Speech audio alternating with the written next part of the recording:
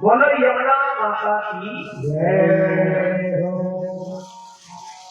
यमुना मैया भी कृष्ण की पटरानी है। कालिंदी देवी का दूसरा नाम है भाई, भगवान का विवाह। 8 पटरानी गोविंद की। पर गीता में भगवान कहते हैं कि भूमिया पगलो वायु खंबना बुद्धि वच अहंकारे में भिन्न प्रकृति अष्टधा। ओ परीक्षित, इधर देखो आप धीरे से कैसे पढ़ रहे हैं। आज का लास्ट दिन आए,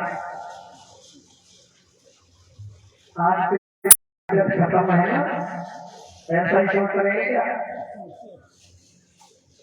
मेरे प्यारे प्यारे भक्तों? पता नहीं चलता है 7 दिनों का। एक दिन मुहूर्त था, अनुष्ठान का शुभारंभ हुआ और आज गहराई में जाकर के जब समझेंगे तो समझ में आएगी। मेरे परमात्मा ने देखो कल आपके विवाह देखो, बड़ी बड़ी रानी का नाम क्या है? रुक्मिणी। और कितनी हो गई? 8। कृष्ण की 8 पत्नियां हैं। तो जो समझने वाले थोड़ा सा विद्वान बैठे हुए एक बात समझेंगे आप। कृष्ण का कोई विवाह नहीं होता है और हम सब जितनी पृथ्वी पर और बड़े पति होते हैं, शरीर के रिश्ते होते हैं, पर आत्मा का पति तो सिवाय कृष्ण के कोई होता नहीं है। आत्मा का कनेक्शन तो परमात्मा से होता है। 8 विवाह भगवान के हो गए। परीक्षित ने कहा गुरु जी, आप तो कह रहे थे कि 16,108 थी।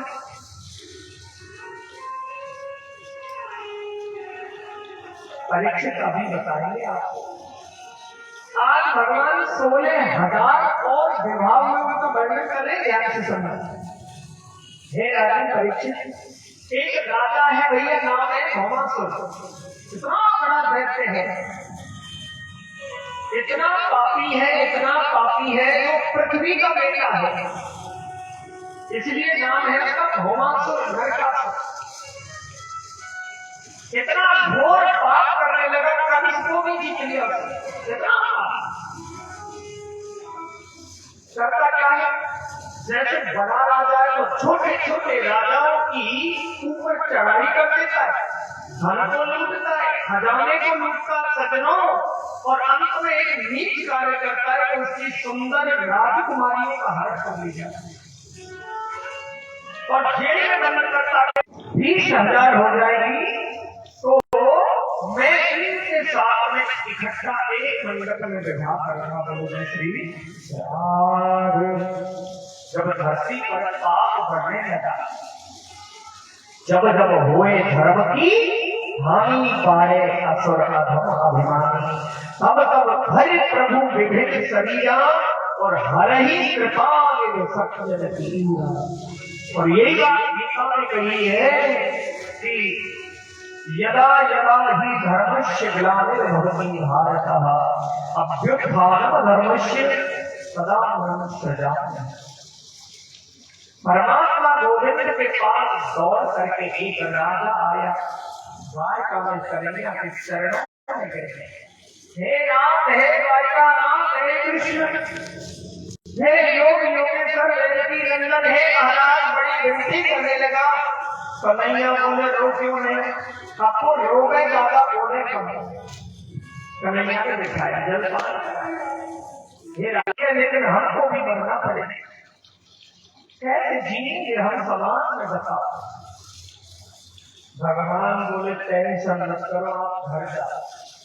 भगवान ने आश्वासन नहीं दिया और देखो ये भगवान अकेले नहीं गए, गरुड़ बताया और परीक्षित गरुड़ पर बिठा के मेरे गोविंद कौन सी रानी ले गए? 16,000 108 रानी अभी नहीं है, केवल 8 रानी हैं। उन 8 रानियों में से सत्यभामा को ले गए ग्रहण कर रखा। सत्यभामा को क्यों ले गए? सत्यभामा भी पृथ्वी का एक साथ, और वो पृथ्वी का बेटा था, वो पापी ध्यान देना। और वो मरेगा तब, वो जब मरेगा तब सत्यभामा कह देंगी, उससे पहले मर नहीं सकता, ऐसा वरदान है इसको। बोलो जय श्री राम। भगवान ने उस पर चढ़ाई कर दी और दोनों में बड़ा भयंकर युद्ध हुआ। मेरे कन्हैया ने उसको जब लड़ाई में लड़ने लगा तो एक बार तो भगवान के हाथ से भी उसने अस्त्रों को गिरा। बोलिए बंटी में हरिराज। अब भगवान ये लीला कर रहे हैं, नाटक कर रहे हैं कि जब तक ये देवी नहीं कहेगी तब तक ये मरेगा नहीं और मैं मारूंगा नहीं। तो सत्यभामा बोलिए ठाकुर जी इतनी देर क्यों कर रहे, पापी का काम तमाम कर दो। भगवान बोले मैं इसी इंतजार में तो था देवी के आप कहो तो मैं इसको मारू। आज मेरे गोविंद ने भौमासुर के दैत्य की गर्दन काट दी और उसको मुक्त कर दिया। अब एक बात, भगवान ने इसको क्यों मारा? 16,000 कन्याओं की जेल में भक्त हो गए और ताला खोल करके 16,000 कन्याओं को बाहर निकाला। 16,000 कन्या नीची गर्दन करके खड़ी, आंसू बहा रही है।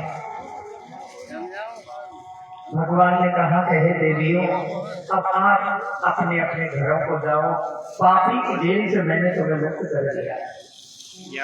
अब वो कन्या रोने लगी तो प्रार्थना करने लगी कि हे कृष्ण अब हम घर नहीं जाएंगे, अब हम घर नहीं जाएंगे। बोले क्यों?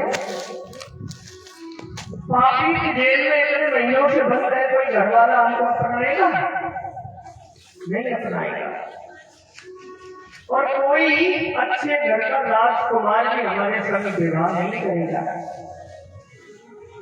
तो हम यही कहेंगे कि ये पापी के यहाँ जेल में से आइए, हमको हमारा जीवन नष्ट हो गया। कृष्ण कन्हैया बोले कि देवी एक बात बताओ, अब आप अपने मन की बात बताओ कि मैं क्या सेवा करूं। नीची गर्दन करके 16,000 कन्याएं आंसू बहा रही और कृष्ण से कहती हैं कि हे कन्हैया अब तो हमारा एक ही मन है कि आधी सी उम्र तो हमारा पापी की जेल में निकल गई और अब तो आधा जीवन तुम्हारे चरणों में बिताना चाहते हैं। बोलो जय श्री राधे। भगवान की सेवा करते हुए अब भगवान उनके भाव को जान गए और मेरे परमात्मा ने धर्म की रक्षा करने के लिए, देखो ठाकुर जी ने मन में सोचा अगर मैंने इन 16,000 कन्याओं के साथ विवाह नहीं किया तो या तो ये आत्महत्या कर लेंगी या किसी गलत रास्ते पर चली जाएगी। इसलिए मेरे भगवान ने 16,000 कन्याओं के साथ एक मंडप में विवाह किया। बोलिए द्वारिका नाथ की जय हो। तो 8 कृष्ण की पत्नियां पटरानी हुई और ये 16,000 कृष्ण की रानियां हुई। वो पकड़ लो हाथ गिरधारी, पकड़ लो हाथ गिरधारी, नहीं तो डूब जाएंगे। पकड़ लो हाथ गिरधारी, नहीं तो डूब जाएंगे।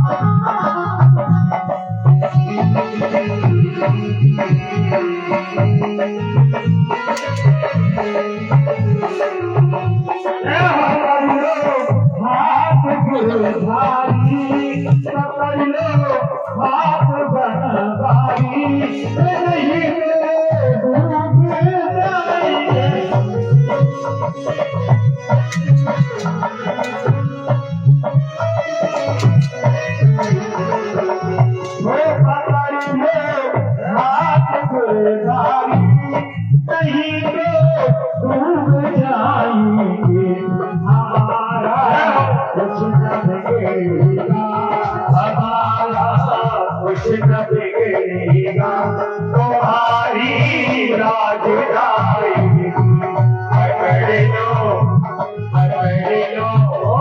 पकड़ लो हाथ बटवारी, पकड़ लो हाथ बिरभारी, नहीं तो गुनगुनाएगी।